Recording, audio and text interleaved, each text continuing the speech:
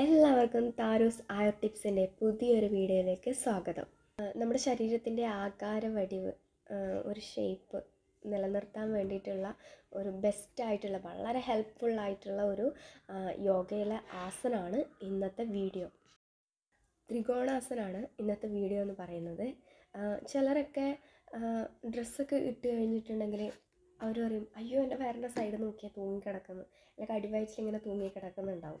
അപ്പോൾ നമ്മുടെ ശരീരത്തിൽ അടിഞ്ഞു കൂടിയിട്ടുള്ള ദുർമേധസ്സിനെ ഇല്ലാതാക്കുകയാണ് ത്രികോണാസനം കൊണ്ട്.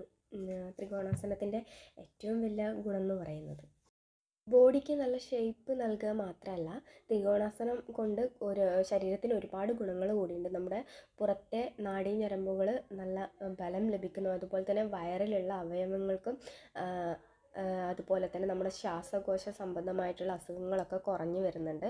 അതുപോലെ നമ്മൾ ഇടുപ്പിലുള്ള മാംസപേശികൾക്ക് നല്ല പുഷ്ടിയും ബലവും ഒക്കെ നൽകുന്നുണ്ട്. അതുപോലെ നമ്മുടെ ദഹന പ്രക്രിയ സുഗമമാക്കി തരുന്നുണ്ട്. അപ്പോൾ നമുക്കിതെങ്ങനെ ചെയ്യുന്നതെന്ന് ഒന്ന് കണ്ടു നോക്കാം. കാലുകൾ 2-3 അടി അകലത്തിൽ വെച്ചിട്ട് നിവർന്ന് നിൽക്കുക. കൈകൾ തോളുകൾക്ക് ലെവലിലായിട്ട് നീട്ടിപ്പിടിക്കുക. ഒരു ദീർഘശ്വാസം എടുക്കുക. ശ്വാസം വിടുന്ന ക്രമത്തിൽ ശരീരം വലതുവശത്തേക്ക് ചരിച്ച് വലതു കൈകൊണ്ട് വലതു കാൽ പാദത്തിൽ സ്പർശിക്കുക. അതായത് കാൽമുട്ട് മടങ്ങാതെ ശ്രദ്ധിക്കണം.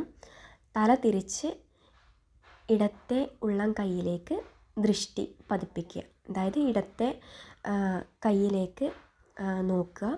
അല്പം കഴിഞ്ഞ് ഒരു ശ്വാസം എടുക്കുക. ക്രമത്തിൽ നിവർന്ന് വരിക.